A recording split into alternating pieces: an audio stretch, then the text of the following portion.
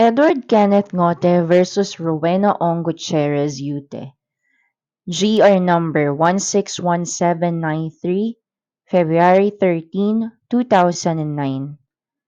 This is for persons and family relations, specifically on psychological incapacity. Note that the marriage shall be declared null and void where both parties are found afflicted with grave, severe, and incurable psychological incapacity. Note that each case must be judged not on the basis of a priori assumptions, predilections, or generalizations, but according to its own facts. Facts of the case. This case was about the declaration of a marriage as null and void where both parties were found to be afflicted with grave, severe, and incurable psychological incapacity.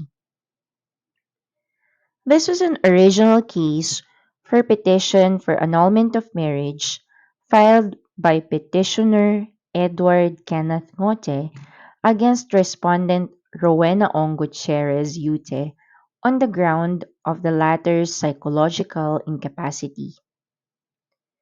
At the regional trial court, the Office of the City Prosecutor recommended for trial on the merits since it could not determine if there was collusion between the parties. A clinical psychologist examined the petitioner. On the other hand, the respondent did not file any answer. Said clinical psychologist found both parties psychologically incapacitated. Petitioner's behavioral pattern falls under the classification of dependent personality disorder, while respondent was found to be suffering from grave, severe, and incurable presence of narcissistic and antisocial personality disorder that started since childhood and only manifested during marriage. The regional trial court declared the marriage of the parties as null and void on the ground that both of them were psychologically incapacitated to comply with the essential marital obligations. However, the Court of Appeals reversed and set aside the trial court's ruling. It ruled that the petitioner failed to prove the psychological incapacity of respondent as the clinical psychologist did not personally examine respondent and relied only on the information provided by petitioner. Further, the psychological incapacity was not shown to be attended by gravity, juridical antecedents, and incurability. In sum, the Court of Appeals held that the evidence adduced fell short of the requirements stated in Republic versus Court of Appeals and Molina needed for the declaration of nullity of the marriage under Article 36 of the Family Code. On appeal before the Supreme Court, the petitioner argued, among others, that the Court of Appeals erred in substituting its own judgment for that of the trial court. He posits that the regional trial court declared the marriage void not only because of respondent's psychological incapacity, but rather due to both parties' psychological incapacity. Petitioner also point out that there is no requirement for the psychology to personally examine the respondent. On the other hand, the Office of the Solicitor General maintained that the requirements in Molina were not satisfied. Issue: whether based on Article 36 of the Family Code, the marriage between the parties is null and void. Ruling: yes, based on Article 36 of the Family Code, the marriage between the parties is null and void.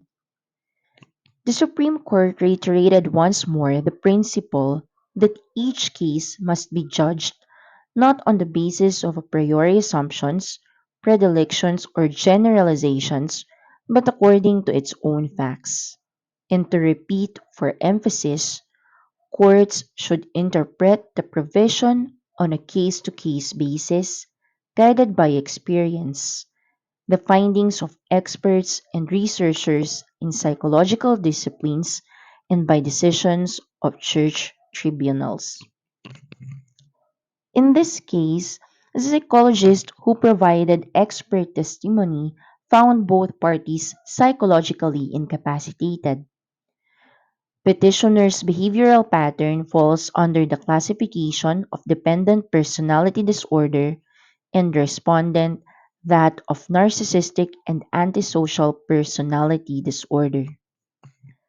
By the very nature of Article 36, courts, despite having the primary task and burden of decision making, must not discount, but instead must consider as decisive evidence the expert opinion on the psychological and mental temperaments of the parties. The psychological assessment was considered by the court as adequate considering the seriousness of the diagnosis and the gravity of the disorders. The court found as decisive the psychological evaluation made by the expert witness. The court further considered that the trial court, which had a first hand view of the witness's deportment, arrived at the same conclusion.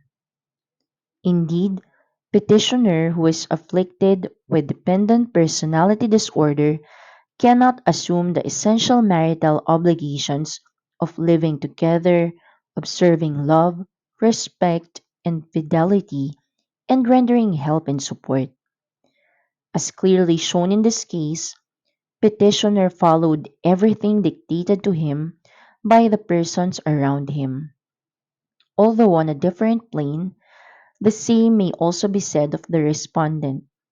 Her being afflicted with antisocial personality disorder makes her unable to assume the essential marital obligations. Both parties being afflicted with grave, severe, and incurable psychological incapacity, the precipitous marriage which they contracted is thus declared null and void. Therefore, based on Article 36 of the Family Code, the marriage between parties is null and void.